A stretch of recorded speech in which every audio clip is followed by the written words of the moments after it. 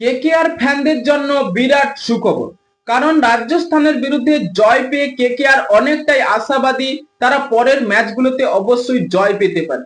কারণ ইডেন গার্ডেনে সেই দেখা গেল মাতিসা পাতিরানাকে কেকেআর এর জার্সিতে প্রস্তুত ম্যাচে তাকে প্র্যাকটিস করতে। সেখানে কেকেআর অনেকটাই বোলিং অ্যাটাকটা শক্তি বাড়াবে এবং ব্যাটিং অর্ডারেও শক্তি বাড়াবে। তাহলে কেকেআর যে চারজন বিদেশি ক্রিকেটাররা খেলছে, তাহলে কার পরিবর্তে কেকেআর মাতিসা পাতিরানাকে খেলাবে সে নিয়েই আমরা আজকের আলোচনা করি। তাই ইন্টারেস্টিং একটি ভিডিও হতে চলেছে, ভিডিওটি শেষ পর্যন্ত দেখতে থাকুন। তাই কেকেআর এর ফ্যান হলে ভিডিওটিকে করো লাইক এবং ভিডিওর কমেন্ট বক্সে লিখে জানিয়ে দাও আমি কেকেআর। কেকেআর প্রথম 6টি ম্যাচ হেরে গেছে এবং 7 নম্বর ম্যাচে তারা জয় পেয়ে এবং মাতিসা পাতিরানাকেও কেকেআর পেয়ে গেছে। ভাই অবশ্যই পরের ম্যাচগুলোতে অবশ্যই কেকেআর জয় পাবে এবং বোলিং অ্যাটাকে যে শক্তি বাড়বে তার কোনো সন্দেহ নেই। তাহলে মাতিসা পাতিরানা কার পরিবর্তে খেলবে এবং কোন বিদেশি ক্রিকেটারকে কেকেআর ম্যানেজমেন্ট বসাচ্ছে, সব থেকে কেকেআর এর যে উইক পয়েন্টটা হচ্ছে সেটা ওপেনিং।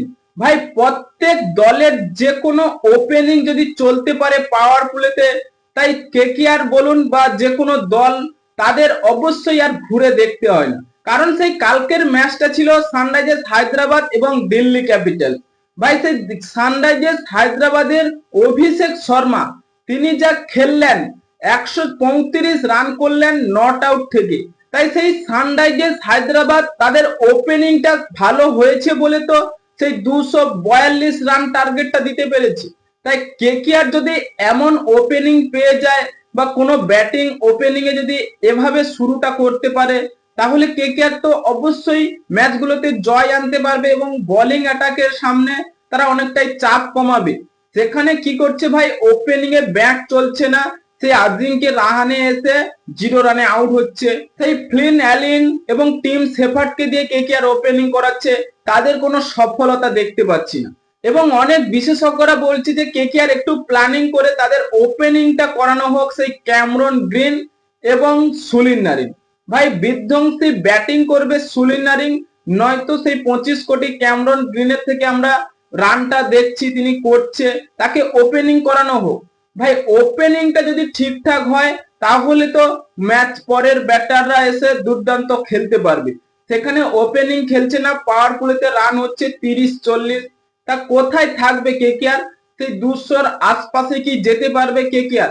তখন পরের দিকে বোলিং এর চাপ পড়ে যাচ্ছে। ভাই এটাই হচ্ছে কেকেআর এর মূল প্রবলেম। এবং কেকেআর এর আমরা ওপেনিং এ দেখতে যাচ্ছি সেই সুনীল নারিন এবং ক্যামরন গ্রিন। রৌমেন পোয়েলও থাকবে, কারণ তাকে সেই ব্লেজিং মুজারমানের বিকল্প হিসেবে কেকেআর খেলাচ্ছে, তার বোলিং অ্যাটাকটা কমিয়ে সেই ব্যাটিংটাকে বাড়াচ্ছে। সেখানে রৌমেন পোয়েলেরও ব্যাটিং ঠিকঠাক করছে, তাই কেকেআর রৌমেন পোয়েল থাকবে, রাচ্চি রবীন্দ্রকে দিয়ে একটা সুযোগ দেখানো দরকার। কারণ মাতিসা পাতিরানা এসে গেছে, হয়তো তার চান্সও নাও থাকতে পারে।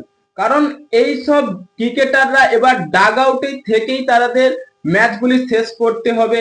তাই কেকেআর এর 4 জন বিদেশি ক্রিকেটার হতে চলেছে ক্যামরন গ্রিন, সুনীল নারিন, রৌমেন পোয়েল এবং মাতিসা পাতিরানা। ভাই এই 4 জন বিদেশি খেলুক এবং সেই ক্যাপ্টেন্সি সুনীল নারিনকে দিয়ে করানো হোক।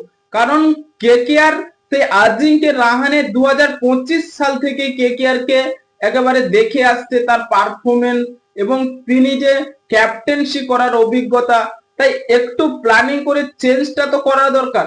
তাই কেকেআর দেখুক যে সুনীল নারিনকে দিয়ে কিছু হচ্ছে না, তখনই পরিবর্তন করা হবে।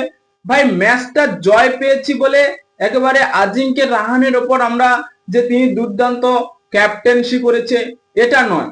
সেখানে রিঙ্কু সিং যদি না ব্যাটিংটা করতো ভাই, সেই পুরনো চাল ভাতে বাড়ে এমন পারফরমেন্স তার থেকে আমরা আশা করি।